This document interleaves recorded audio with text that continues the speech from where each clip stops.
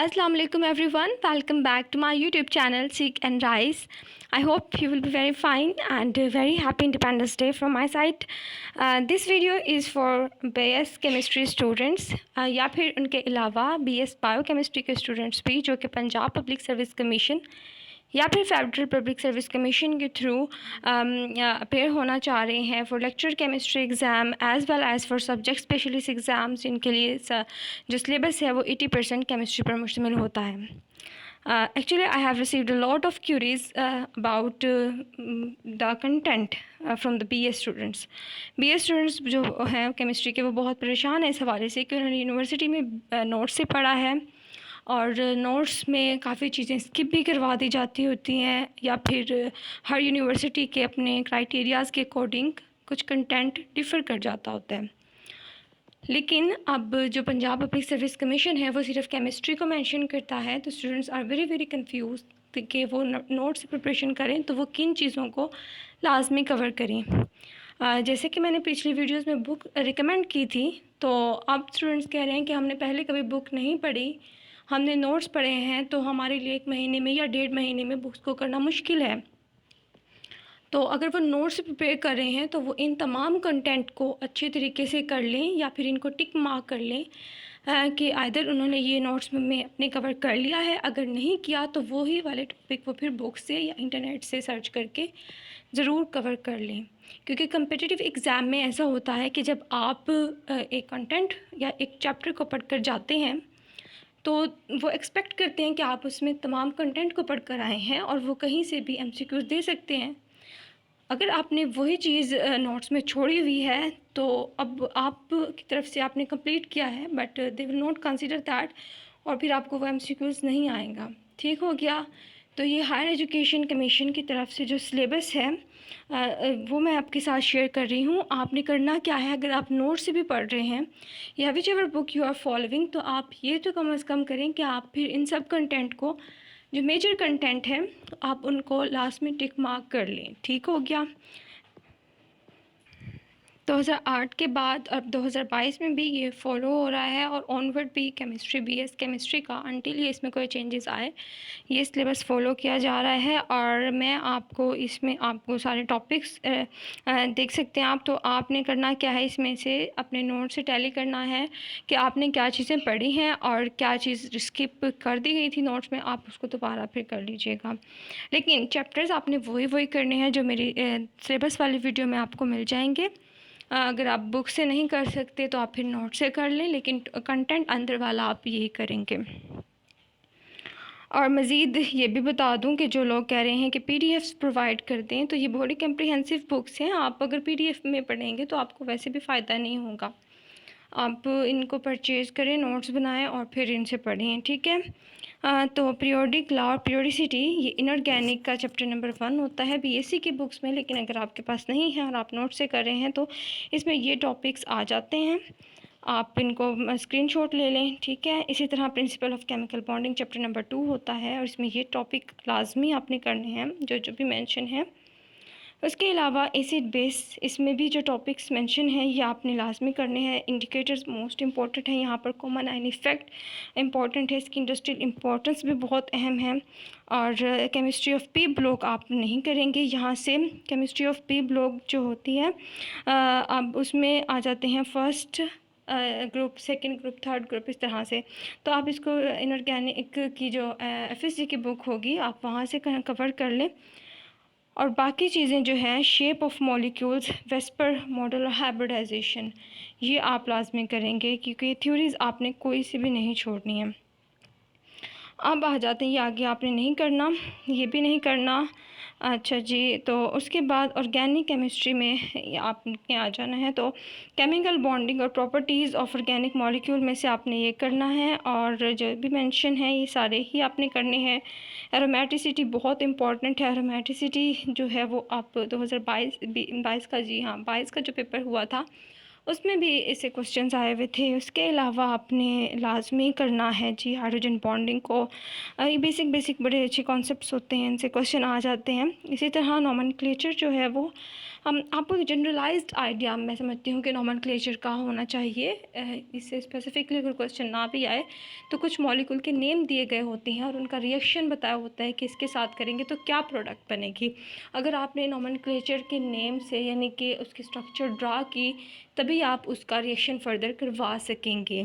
अच्छा जी, तो मैं यहाँ एक्सक्यूज़ भी करती हूँ आपसे, जो पीछे बैकग्राउंड में आपको आवाज़ आ रही है। ये आज इंडिपेंडेंस डे है तो पीछे बाजा बजाने की आवाज़ें आपको आएंगी, तो आपने उसको इग्नोर कर देना है, ठीक है। अच्छा, तो फंक्शनल ग्रुप थ्योरी ऑर्गेनिक में ये मेरे ख़्याल से जिसमें ये सारे चैप्टर कवर हो जाते हैं एफएससी सेकेंड ईयर की बुक में। और एडवांस लेवल पे इनके कुछ रिएक्शंस होते हैं, नेम रिएक्शंस, या फिर कुछ टेस्ट जो कि आपको बीएससी की बुक में मिलेंगे। लेकिन अगर आप बीएससी की बुक से नहीं करें तो आपको यूनिवर्सिटी में जो नोट्स प्रोवाइड किए गए हैं तो ये कंटेंट आप वहाँ से ज़रूर देख लें। अब हम बात करते हैं एनवायरनमेंटल केमिस्ट्री की। तो एनवायरनमेंटल केमिस्ट्री में काफ़ी चीज़ें मेंशन की गई हैं एटमॉस्फेयर के बारे में। ये सारी बेसिक लेवल पे आपको एफएससी भी मिल जाएंगी।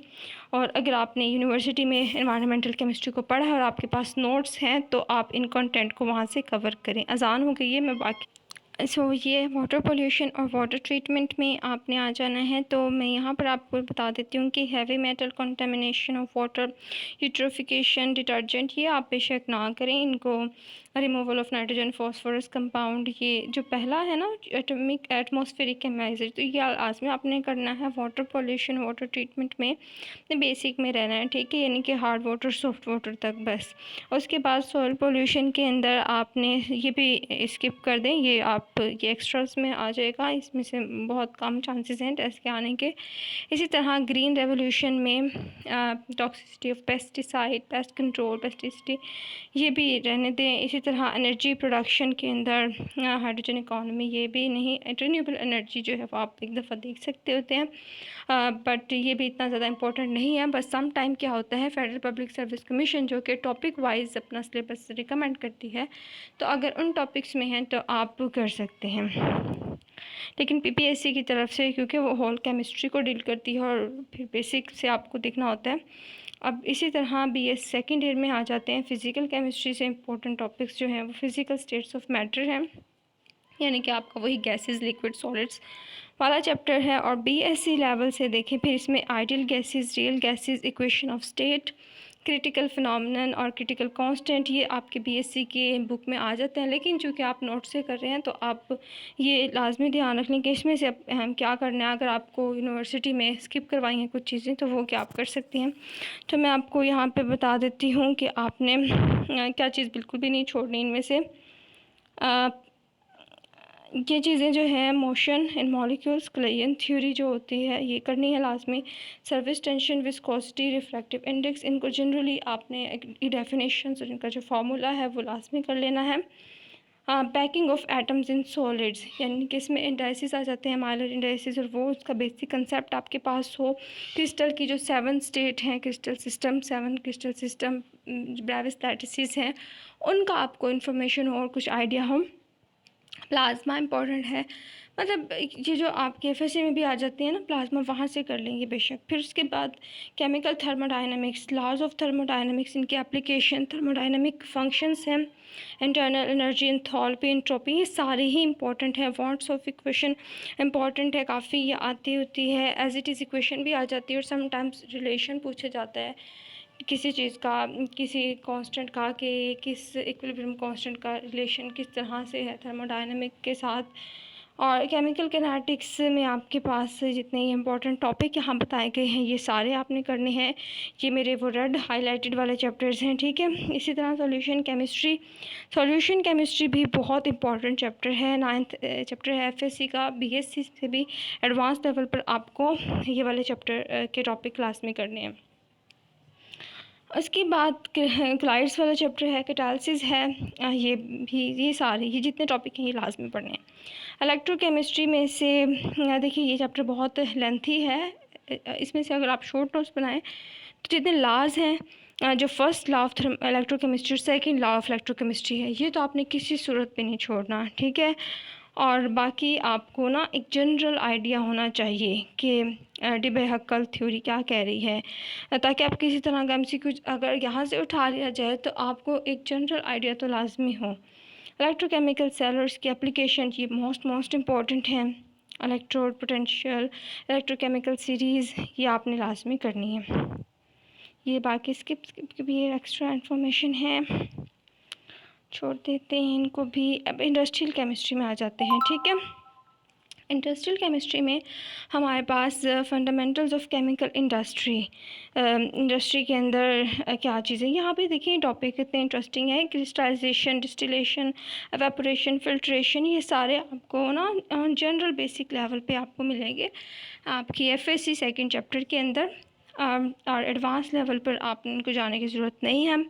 केमिकल यूनिट प्रोसेस जो है वो सल्फेशन ये आपने नहीं करने, यहाँ से आके बिल्कुल भी नहीं करना, ये एक्स्ट्रा है, नाइट्रेशन एक्सेट्रा, ठीक है। Basic and heavy chemical industries में आपने सल्फ्यूरिक एसिड की प्रिपरेशन करनी है, नाइट्रिक एसिड की प्रिपरेशन करनी है, कास्टिक सोडा की, वॉशिंग सोडा की, बस दैट्स इट, और बाकी आपने नहीं करना। ग्लास इंडस्ट्री, ग्लास आपको पता होना चाहिए, ग्लास के बारे में सारी इन्फॉर्मेशन आ जाती हैं कि ग्लास का फार्मूला क्या है, किस टाइप की ग्लास है, ठीक है। काफ़ी सारे ग्लास होते हैं, जीना ग्लास होता है, और काफ़ी इसकी टाइप्स हैं, अभी मुझे भूल पे गई हैं, लेकिन ये बुक में आपको मिल जाएंगी। आप सर्च करेंगे ना तो आपको ग्लासेस की टाइप आ जाएंगे। अगर आपने यूनिवर्सिटी में पढ़ा है तो आपने लाजमी पढ़ा होगा ग्लासेस की कितनी टाइप्स हैं उनमें, और डिफरेंट टाइप में कौन कौन से केमिकल चेंज हुए में फिर वो टाइप बनती है वो ग्लास इंडस्ट्री। इसी तरह सिरामिक्स में आपने सिरामिक्स को आपने भी छोड़ देना है, that's not that much important.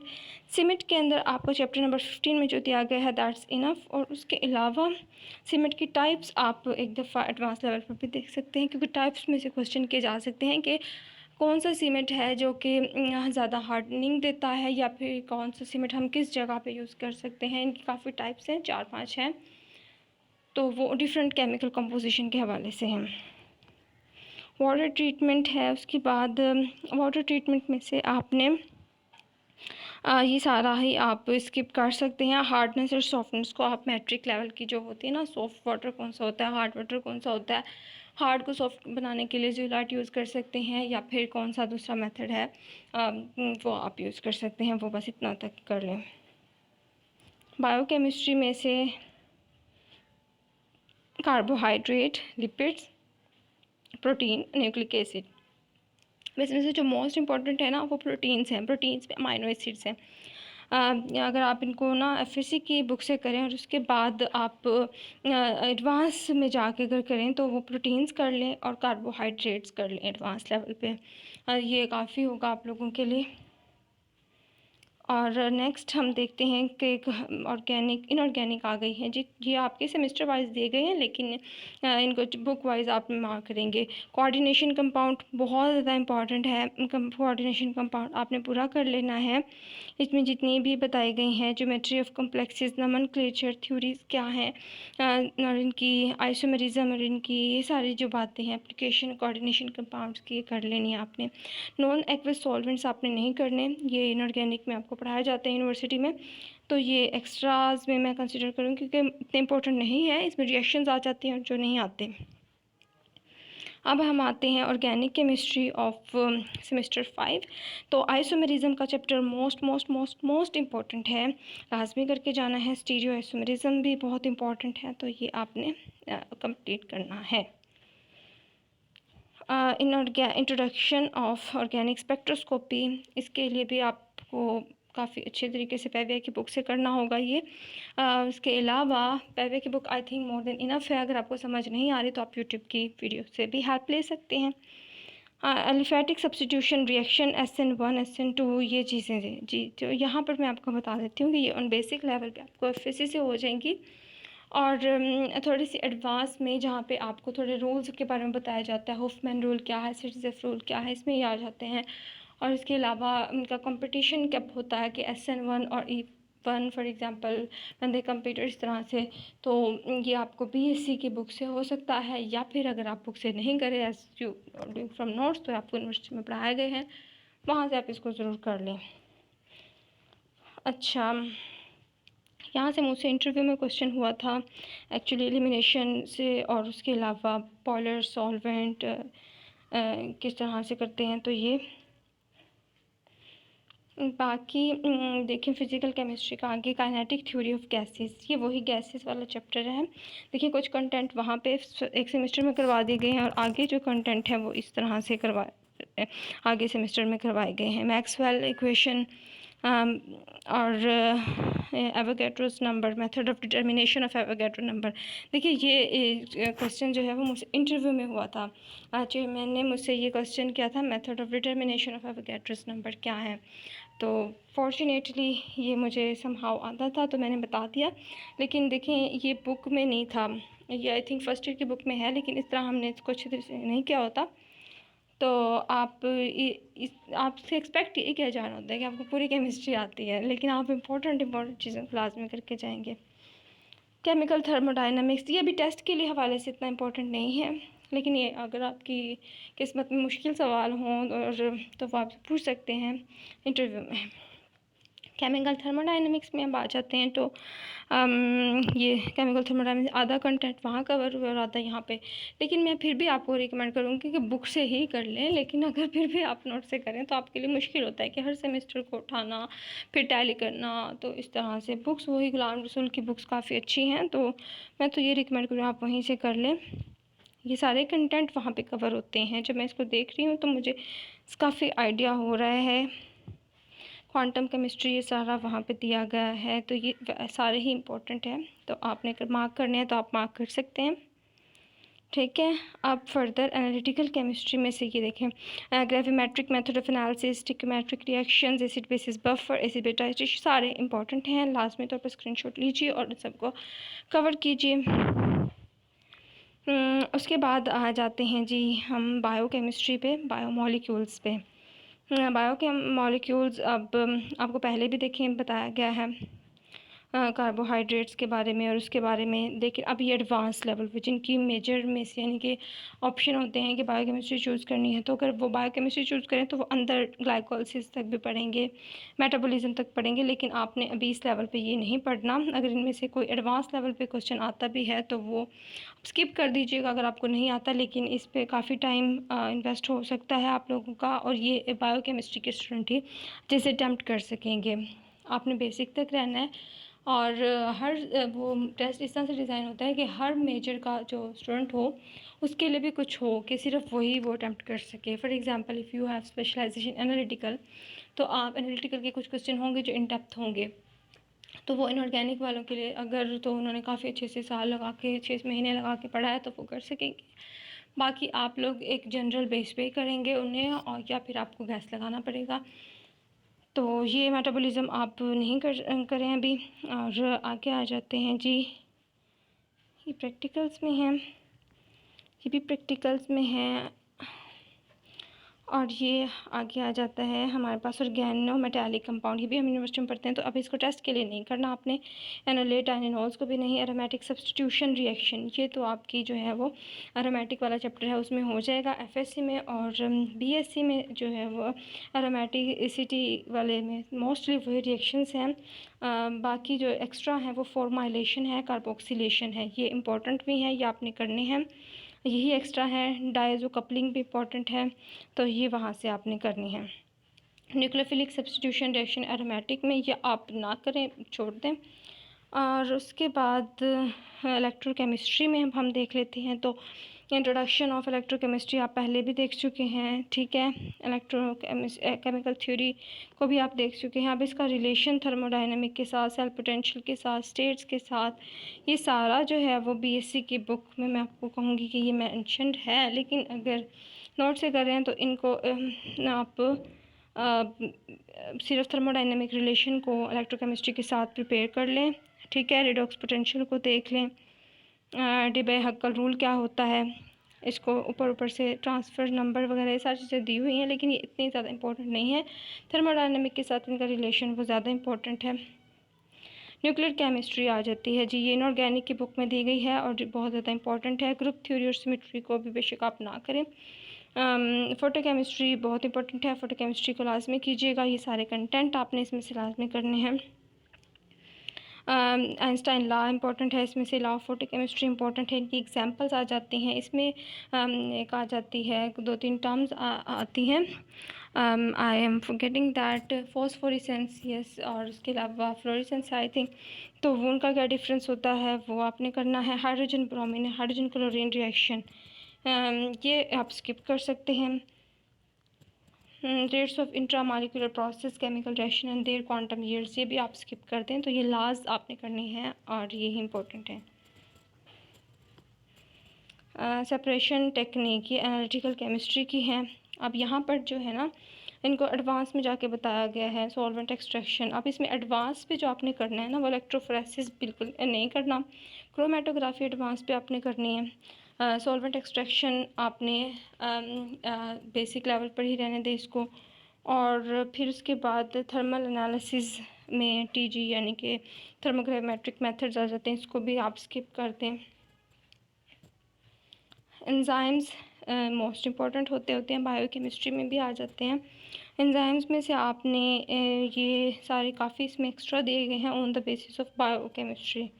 तो आपने कोफैक्टर का आपको पता होना चाहिए, कोएंजाइम्स का पता होना चाहिए, काइनेटिक्स का इक्वेशन आपको आना चाहिए, एलोस्टेरिक क्या होते हैं, ठीक है। तो ये जो है ना बायोकेमिस्ट्री जिन्होंने किसी सेमेस्टर में पढ़ी है तो उनको आइडिया होगा इसके बारे में। ये अगर आप केमिस्ट की जॉब के लिए अगर आपने अप्लाई किया हो फिशरीज़ डिपार्टमेंट में तो ये कंटेंट वहाँ के लिए बेस्ट है। Acid base and electrolyte chemistry, ये देखिए, अब वो एक चैप्टर होता है ना जैसे एसिड बेस बफर, अब इसमें वो दिया गया है with respect to the biochemistry, तो इसको आप स्किप कर दें।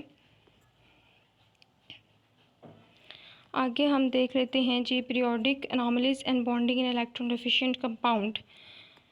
अच्छा, तो यहाँ पर ना ये एनॉमलीज जो थी वो एमएससी में हमने पढ़ी हैं, लेकिन ये टेस्ट के हवाले से कोई इतनी ज़्यादा इम्पोर्टेंट नहीं है। काइनेटिक रिएक्शन एंड मैकेनिज़्म, आप यहाँ पर ligands, base hydrolysis, effect of leaving group, mechanism of substitution, racemisation, ये भी इनऑर्गेनिक के हवाले से हैं, लेकिन ये एक एक्स्ट्रा एडवांस डेप्थ में चल जाती है, तो ये आपने टेस्ट के हवाले से नहीं करने।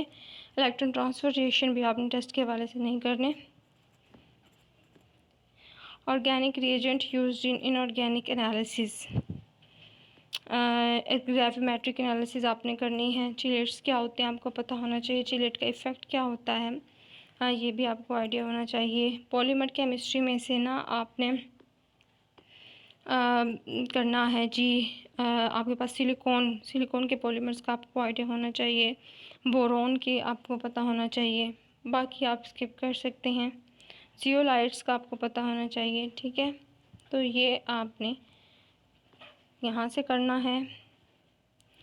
और इसी तरह इनऑर्गेनिक केमिस्ट्री में आपको आगे जाके कैरेक्टराइजेशन के बारे में बताया गया है, तो ये टीजी और डीटीए वगैरह ना करें, बाकी हमारा आईआर यूवी वाली स्पेक्ट्रोस्कोपी आपने सारी करनी है।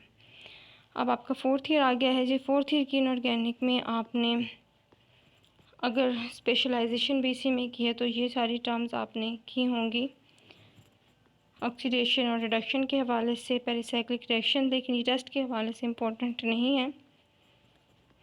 ऑर्गेनिक में मॉलिक्यूलर रीअरेंजमेंट में तो ये एडवांस इन डेप्थ आ जाती है, यानी कि आपकी स्पेशलाइजेशन बेस आ जाती है, जबकि टेस्ट के हवाले से ये इतनी अहम नहीं है। ऑर्गेनिक में ये proton NMR, carbon 13, mass spectrometer, aromatic heterocycles. अच्छा, एरोमेटिक हेट्रोसाइकल्स अच्छी तरह आप कर लें एक दफ़ा, इनकी आपको पता होना चाहिए। रिएक्टिविटी, एरोमेटिसिटी भी पता होनी चाहिए कि specially furan, pyrrole, thiophene, pyridine की आपको पता होनी चाहिए। आगे ये इंडोल्स, इंडोल्स, इनको बेशक आप स्किप कर दें। किनोलिन, आइसोकिलिन को और इसके अकरेंस को भी, ठीक है। तो उसके बाद हम आ जाते हैं हमारे आगे BS 4 ईयर सेमेस्टर 7 है हमारे पास, ठीक है। तो इसमें क्या होता है, थर्मोडाइनमिक्स की स्टैटिकल अप्रोच को डील किया गया। इसमें डेरिवेशंस होंगी, जो भी आपने अपने सेमेस्टर में पढ़े हैं उसको स्किप कर दें। इलेक्ट्रोकेमिस्ट्री यहाँ से ये भी काफ़ी एडवांस लेवल पे है और इतनी एडवांस लेवल पे नहीं आती कि इलेक्ट्रोकाइनेटिक्स। तो ये चीज़ें होती हैं जिन पर स्टूडेंट टाइम ज़ाया करते हैं और फिर वो टेस्ट को क्वालिफाई नहीं कर सकते।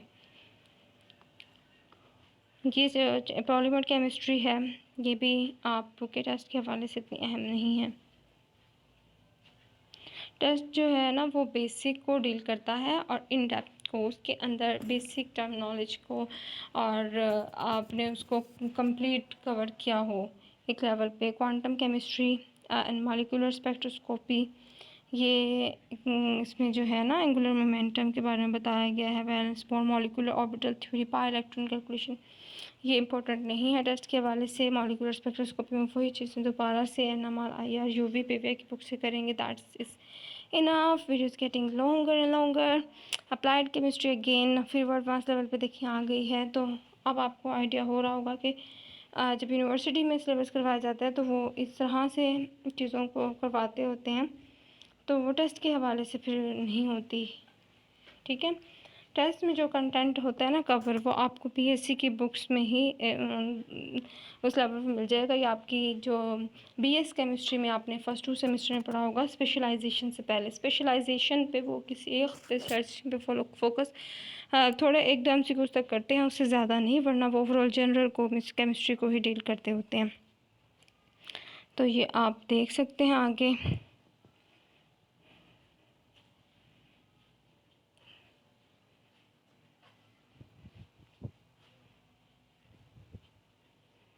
तो ये एडवांस लेवल में जा रहा है और ये चीज़ें कोई रिकमेंडेड मतलब नहीं है इस हवाले से कि प्रिपरेशन में आपकी ये हेल्प कर सकें। Organometallics not that much important. Magneto chemistry, अच्छा मैग्नेटो केमिस्ट्री में फैराडेज गॉस मेथड ये आपने करना है। पैरामैग्नेटिज्म क्या होती है, डायमैग्नेटिज्म, फेरो, फेरी, एंटी फेरो, ठीक है, ये लाजमी करना है। और इसके अलावा आपने मैग्नेटिक मोमेंट्स कैसे निकालते हैं ये आपको पता होना चाहिए। थ्योरी ऑफ मैग्नेटिज्म क्या है ये पता होना चाहिए।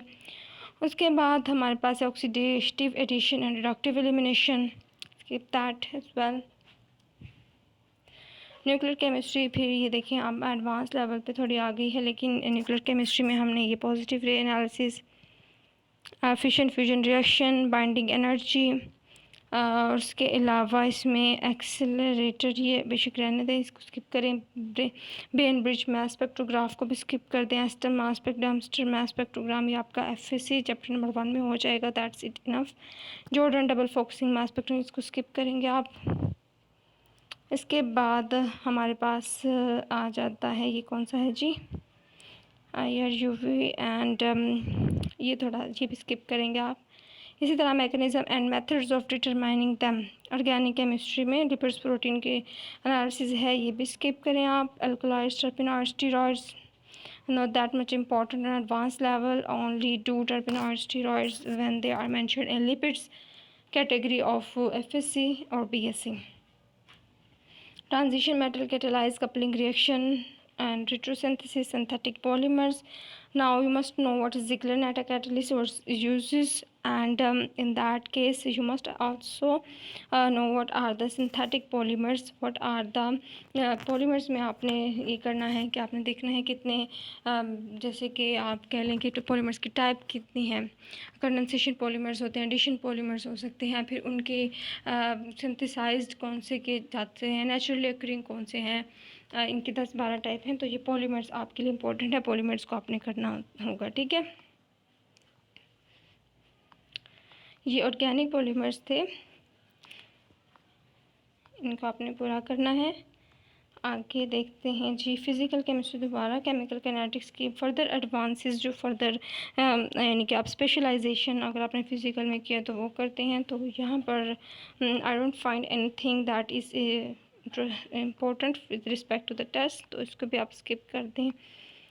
Now for the radiation chemistry में से ये भी आप सारी चीज़ें जो हैं वो इसमें से आप स्किप करें, दैट्स नॉट इम्पोर्टेंट और टाइम वेस्ट हो जाएगा आपका इसमें। फ़ोटो केमिस्ट्री में से मैं ऑलरेडी आपको बता चुकी हूँ, फ्लोरेसेंस, फॉस्फोरेसेंस आपने करनी है, वो फ़ोटो केमिस्ट्री के लाज हैं वो करने हैं, एंड दैट्स इट इनफ, ठीक हो गया। सॉलिड स्टेट केमिस्ट्री में आपने वही ब्रेविस लैटिसेस आपने करनी है, और आपको एक तरह से डोपिंग का भी अंदाज़ा होना चाहिए। बस इतनी सी बात है इसमें से। और surface chemistry and catalysis surface chemistry में से ना आपको एड्जॉर्प्शन एब्जॉर्प्शन, इनके लॉज ऑफ एड्जॉर्प्शन क्या हैं वो, और एंजाइम कैटालिसिस, ये कोलाइडल सॉल्यूशन। अगर आप ये बीएससी में से करेंगे तो वहाँ तो ऑलरेडी चैप्टर में मौजूद है, मगर आपने नोट से करना है तो इनको कंटेंट को मेंशन करेंगे। सिर्फ आपने कोलाइडल सॉल्यूशंस को करना है। एड्जॉर्प्शन एब्जॉर्प्शन के लॉज हैं, फ्रंटलिक लॉ है और भी हैं, तो वो इसी तरह से देखें। वीडियो फिर भी लंबी हो जाती है, जब भी मैं छोटी वीडियो बनाती हूँ तो फिर भी लंबी हो जाती है। खैर, इंडस्ट्रियल पॉलीमराइजेशन एंड पॉलीमर्स में थर्मोसेटिंग थर्मोप्लास्टिक पॉलीमर्स क्या होते हैं? Must know. Polystyrene, polyethylene, polythene, polyester, सारे इंपॉर्टेंट हैं। ये इंपॉर्टेंट कैटेगरी है, लाजमी कीजिएगा। Cosmetics and perfume don't needed for your test. Production of explosive. अच्छा, अब यहाँ पर आपने एक्सप्लोजिव्स को नहीं पढ़ना, बट आपके कुछ एक्सप्लोजिव मटेरियल होते हैं तो वो अब मेंशन होते हैं। जैसे कि आई थिंक जैसे कोई होता है ना, आप पढ़ रहे होते हैं ऑर्गेनिक कंपाउंड है कि टॉक्सिसिटी रखता है या ये एक्सप्लोजिव प्रॉपर्टी रखता है, तो वो आप पढ़ते हुए हाईलाइट कर लें, वो बेसिक बुक्स में आपको मिल जाएगी। Pharmaceutical, fermentation, nuclear industry, peaceful application, ये एडवांस में आ जाते हैं। Don't need that, only fission fusion जो मैंने आपको बताया है वो।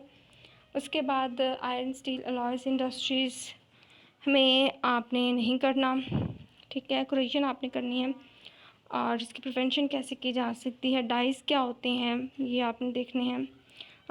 कोल क्लीनिंग एंड यूटिलाइजेशन, ये नहीं आपने टेस्ट के हवाले से नहीं करनी। ओके, देखिए ये अभी तक नहीं बाजा बजा के थके। खैर, आप लोगों ने इग्नोर करना है, मैं भी आज बहुत थक गई हूँ। तो लेकिन इस वीडियो को बनाने का मकसद था कि इंस्टाग्राम पे बहुत सारे मैसेजेस आए हुए थे, तो मैं एक एक को रिप्लाई नहीं कर सकती। हाई परफॉर्मेंस लिक्विड क्रोमेटोग्राफी लाजमी आपने देखनी है। Gel permeation, thin layer paper chromatography, ये सारी क्रोमेटोग्राफी की टेक्निक्स आपने लाजमी देखनी है।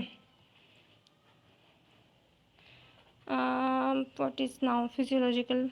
अच्छा, ये बायोकेमिस्ट्री की एडवांसमेंट है, इसको आपने नहीं करना।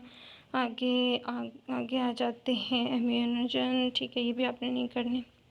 हर तरह के कैंडिडेट होते हैं ना जिनकी मेजर बायोकेमिस्ट्री होगी, वो भी तो प्रिपेयर कर रहे होंगे इसके लिए, तो उनको टाइम नहीं ज़ाया करना अपने मेजर पे।